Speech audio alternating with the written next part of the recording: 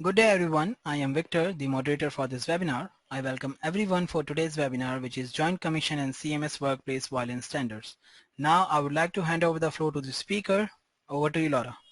Okay, thank you very much, Victor, and I want to just repeat his welcome to everyone who's listening in today. As he mentioned, we are going to be talking about workplace violence standards for both Joint Commission and CMS, also known as Centers for Medicare and Medicaid. Just a brief introduction to myself. I am a nurse and I'm an attorney and have worked in several different venues. I've worked in a hospital in critical care and pain management. I've also done risk management, patient safety for major organizations such as Kaiser Permanente and also the Doctors Company. And so unfortunately, we are seeing such an uptick in workplace violence as it's directed against healthcare providers. On slide number 3, I've included in here some information we're going to cover, just some general information on the Joint Commission, and then the new workplace violence prevention standards that Joint Commission put into place. And there are 3 of them in particular, and these just went into effect July 1st of 2023. I also am going to cover some guidelines from OSHA and also the Department of Labor, and then finalize it up with some of the conditions of participation from CMS. So here's just some general information on Joint Commission. It is just one of the 4 accrediting organizations that CMS recognizes. If you have questions that you want to submit to CMS or Joint Commission, well, let's go ahead and start with what we're dealing with. We are seeing rising incidences of workplace violence. What is the overall issue that we're facing? Now, there's a financial component to this. So what does that impact do? Let's move on to Joint Commission and and the workplace violence, the substance of what we're talking about. They include other definitions within these. And by the way, these are new as of July 2023. So here are the 3 applicable new Joint Commission standards, annual workplace analysis on workplace violence prevention program. Your information you collect from your environment of care includes monitoring the conditions. You also have to they also include monitoring, reporting, and investigation. The ones in red are the new ones, by the way. As part of this element of performance, there are 2 notes that Joint Commission did include. As far as data collection, using that data can help you identify risk factors.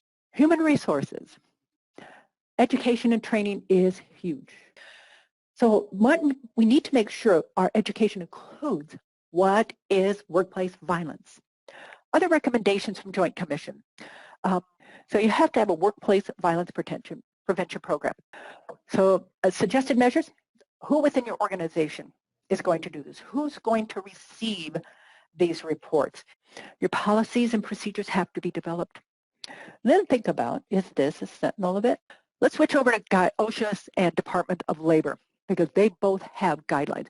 This starts with management's commitment. What's your analysis show? And then, of course, we have to do prevention and control. And then health and safety training. Of course, the 5th component is our documentation, our record keeping and evaluation. There's additional resources. Department of Labor, they also have information on the workplace violence for healthcare. I wanted to include emergency preparedness. Emergency management now under CMS and Joint Commission, do your safety drills. All right, let's go over to CMS. So I mentioned we're going to be talking Joint Commission and now CMS. But like Joint Commission, they too say leadership has to be involved. Overall, patients have a right to receive care in a safe setting. This is under tag 144, A14. That's in the acute manual.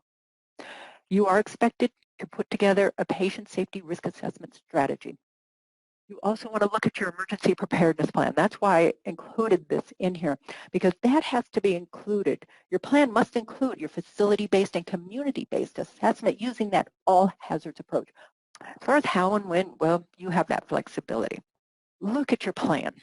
Review your workplace violence. Who is going to be responsible?